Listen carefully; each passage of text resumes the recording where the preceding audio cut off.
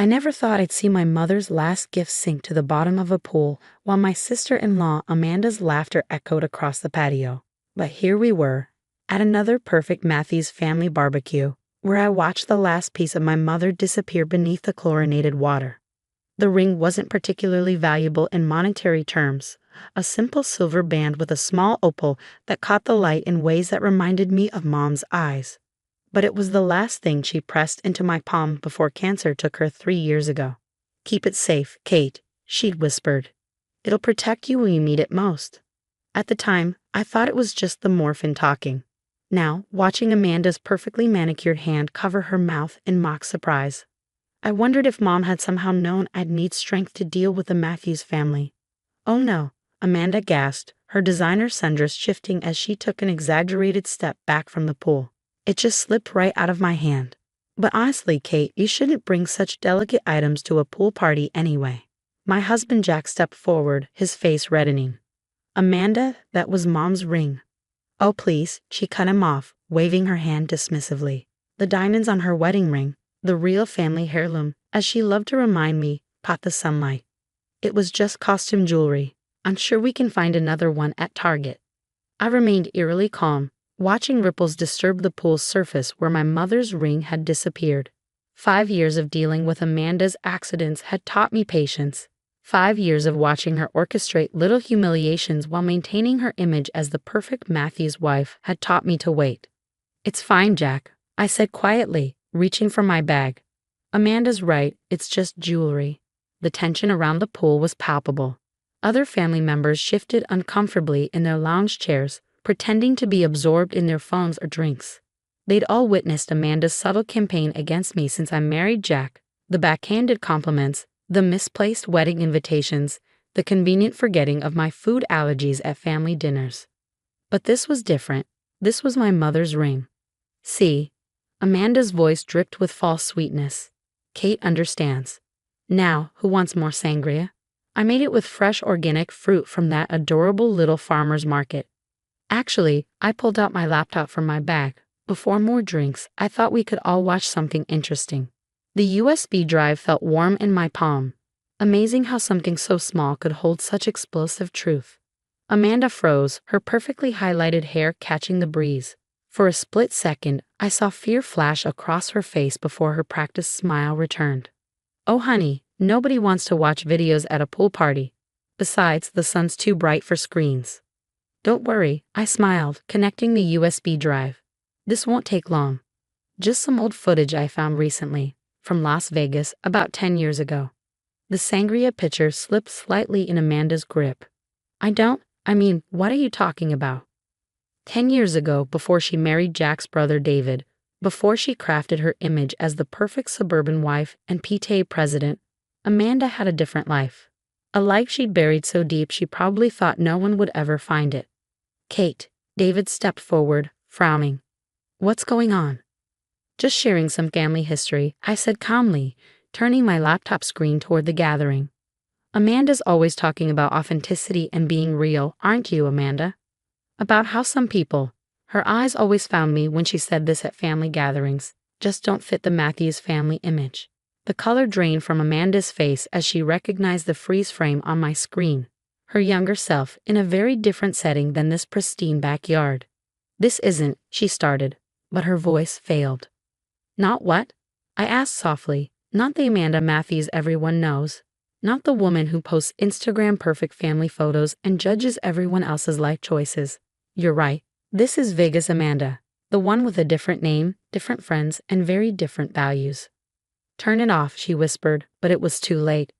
The family had gathered around my laptop, drawn by the tension and the promise of scandal. Even the kids had stopped splashing in the shallow end, sensing something big was happening. "Kate," Jack touched my shoulder. "Are you sure about this?" I covered his hand with mine. "As sure as I was when I married you, despite Amanda telling everyone I was just after the Matthews money. As sure as I was when I kept quiet through every accidental, slight, and calculated insult. As sure as I am that my mother's ring is sitting at the bottom of that pool because your sister-in-law finally showed her true colors." Amanda's perfect facade cracked. "David, don't listen to her. Whatever she's going to show you, it's probably fake. Photoshopped or something. She's always been jealous of our family, our success. Jealous? I laughed softly. Of what? Your carefully constructed lie? The way you've manipulated everyone around you? The fact that you've spent years trying to convince the family I'm not good enough, while sitting on this secret? I turned to David, whose face had grown increasingly pale. I'm sorry, David. I know this will hurt you. But after what she did today, after years of watching her hurt people while pretending to be perfect, everyone deserves to know the truth. My finger hovered over the play button. In the silence, I could hear the pool filter humming, birds chirping in the distance, and Amanda's increasingly panicked breathing. Wait, she stepped forward, clutching the sangria pitcher like a shield. Please, we can talk about this privately. I'll buy you a new ring, any ring you want. I looked at her perfectly coordinated outfit, her flawless makeup, her desperate eyes. You know what the funny thing is, Amanda? My mom was right. This ring did protect me. Because the day you started spreading rumors about my suspicious background, I decided to do some background checks of my own. And guess what I found? The pitcher slipped from her hands, shattering on the concrete. Red sangria spread like blood across the pristine patio, staining her designer sandals. Time to show everyone who you really are, I said and pressed play. The video started playing, and the perfectly maintained facade of Amanda Matthews crumbled faster than the sangria-soaked glass at her feet. On screen, a younger Amanda, then known as Crystal Rivers, stood behind a blackjack table at the Golden Nugget, her dealer's uniform a far cry from her current Lululemon attire. But it wasn't her former career that made David stumble backward into a lawn chair. It was what happened after her shift. Turn it off, Amanda whispered again, but her voice had lost its usual commanding tone. Those records were sealed. Sealed records have a way of unsealing when enough money and determination are involved. I replied calmly, just like how you had your friend investigate my background last Christmas. The footage showed Amanda, Crystal, leaving the casino with a man who definitely wasn't David. The date stamp clearly showed this was 8 years into her marriage, just 2 years ago. The man was James Morrison, a high roller who'd lost millions at her table. The same man who mysteriously regained his fortune a month later through an anonymous offshore account. It's not.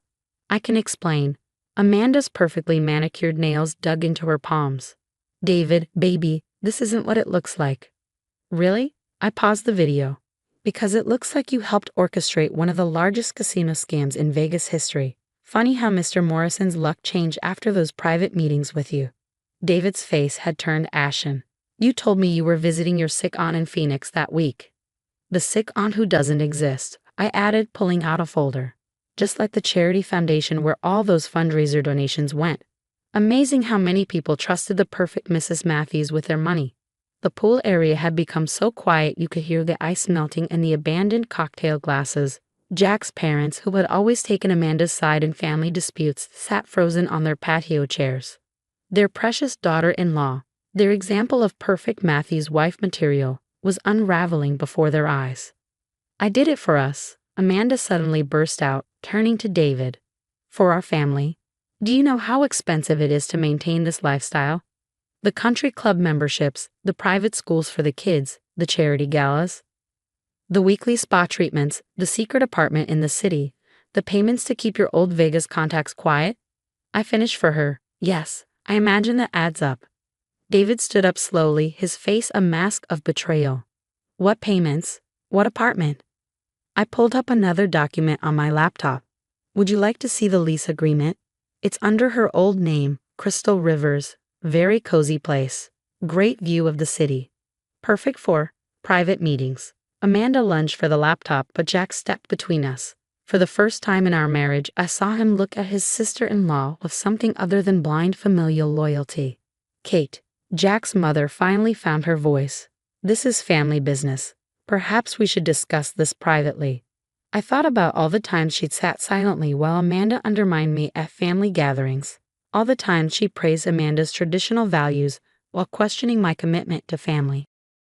Like how Amanda privately discussed my supposed gold-digging ways with the entire country club, I asked, or how she privately suggested to our fertility doctor that my lifestyle choices made me an unsuitable mother. That last revelation caused several gasps. Even Jack hadn't known about that particular intrusion. "You did what?" he demanded, turning to Amanda. But Amanda's attention was fixed on the USB drive still plugged into my laptop. Her eyes had the desperate look of someone watching their carefully constructed world collapse. "There's more, isn't there?" she asked quietly. "On that drive?" I nodded. "Much more. 10 years of secrets, lies, and manipulation. Every scheme, every betrayal, every calculated move to maintain your perfect image while destroying others." "What do you want?" Her voice was barely a whisper. "Want?" I laughed softly. "I want my mother's ring back. I want an apology for every cruel word and orchestrated humiliation. I want you to admit to this family that you've been lying to them since the day you arrived. And if I don't?" I turned the laptop so everyone could see the screen. "Then I'll send copies of everything, the casino scam evidence, the charity fraud documentation, the apartment lease, the offshore account records, to everyone who needs to see it. The police, the FBI's fraud division, the society papers you love so much." "You're bluffing," but her voice trembled. "Try me." I stood up, gathering my things. "You have until tomorrow morning to get a diver to retrieve my mother's ring, and then we'll talk about what happens next." As I walked toward the house, I heard David's controlled voice. "Amanda, give me your phone. Now." Jack followed me inside, catching my arm in the cool darkness of the foyer. "How long have you known?" "About 6 months," I admitted. "After she tried to convince your parents I was embezzling from my own company, I hired a private investigator. Turns out karma has a way of leaving paper trails." He ran a hand through his hair, processing everything. "Why didn't you tell me sooner?" I touched his cheek gently. "Because you needed to see who she really was on your own. And because," I smiled slightly, "my mother always said timing was everything." Through the French doors, we could see Amanda sitting alone by the pool, her perfect image shattered like the sangria pitcher at her feet. David was on his phone in a corner, probably calling his lawyer. The other family members were gathering their things, making hurried excuses to leave. "You know this changes everything," Jack said quietly. I nodded, thinking of my mother's ring at the bottom of the pool. Sometimes everything needs to change. The sound of splashing made us turn. Through the window, we saw Amanda fully clothed, wading into the pool, desperately searching the bottom for my mother's ring. The next morning, my doorbell rang at exactly 7 a.m. Amanda stood there, her usual perfect appearance noticeably disheveled. In her trembling hand was a small velvet box. "Here," she said, thrusting it toward me. "I had to hire an emergency diving service. Cost me $500, but I found it." I opened the box slowly. My mother's ring lay inside, the opal still catching the light in that familiar way. Something in my chest loosened at the sight of it. "Thank you," I said quietly, slipping it back onto my finger where it belonged. "Would you like to come in?" She hesitated, clearly surprised by the invitation. "Why are you being nice to me, after everything?" "Because unlike you, Amanda, I don't enjoy watching people suffer, even people who've hurt me." She followed me into the kitchen, where I was making coffee. The morning sunlight streamed through the windows, highlighting the dark circles under her eyes and her unmade face. Without her usual armor of perfect makeup and designer clothes, she looked almost human. "David's leaving me," she said abruptly, sinking into a kitchen chair. "He's already called the lawyers. Something about fraud and separate assets." I placed a coffee mug in front of her. "I'm sorry about that." "Truly." "Are you?" She laughed bitterly. "Isn't this exactly what you wanted? To destroy my life?" "No," I leaned against the counter. "What I wanted was for the truth to come out. What happens next is up to you." "Up to me?" She wrapped her manicured hands around the mug. "You have evidence of federal crimes on that USB drive. My life is over." I pulled the drive from my pocket and set it on the table between us. "Not necessarily. The original files are backed up somewhere safe, but what happens to them depends on what you do next." Her eyes fixed on the small device. "What do you mean?" "I mean, you have a choice. You can continue being Crystal Rivers pretending to be Amanda Matthews, running schemes and destroying lives to maintain your image. Or you can start being honest, with your family and with yourself." "Honest?" She looked lost. "I don't even know what that means anymore." "Start with David. Tell him everything, not just what's on the drive, but why." Tell him about growing up poor in Vegas, about dealing blackjack to put yourself through school, about being afraid someone would discover your past. Her head snapped up. How did you? The same investigator who found your secrets also found your true background. The daughter of a cleaning lady who dreamed of a better life. That's not something to be ashamed of, Amanda. Tears started rolling down her cheeks, smearing what was left of her mascara. You don't understand. The Matthews family, their world, they would never accept someone like that. They accepted me, I reminded her, despite your best efforts to convince them I wasn't good enough. She was quiet for a long moment, staring into her coffee. I was jealous, she finally admitted. You walked into this family being completely yourself, not caring what anyone thought. I spent years crafting the perfect image, and you didn't even try. Because perfection isn't real, Amanda, and pretending it is only hurts everyone around you. She reached for the USB drive with shaking fingers. So what now? Now you make things right. Start with the charity money. I know you haven't spent it all. Return it. Then talk to David. Tell him everything. If there's any chance of saving your marriage, it starts with truth. And if I do all that, what about the evidence? I stood up, taking my coffee with me. Prove to me you can change, and those files will never see the light of day. But if you ever try to hurt my family again. She nodded, understanding the unspoken threat. As she stood to leave, she paused at the door. Why are you giving me a chance, after everything I did? I touched my mother's ring, thinking of her last words about protection and strength. Because sometimes the strongest thing you can do is show mercy. But Amanda. She turned back. Don't mistake mercy for weakness. I'll be watching. After she left, Jack emerged from upstairs. He'd heard everything. You're really giving her another chance. I smiled, leaning into his embrace.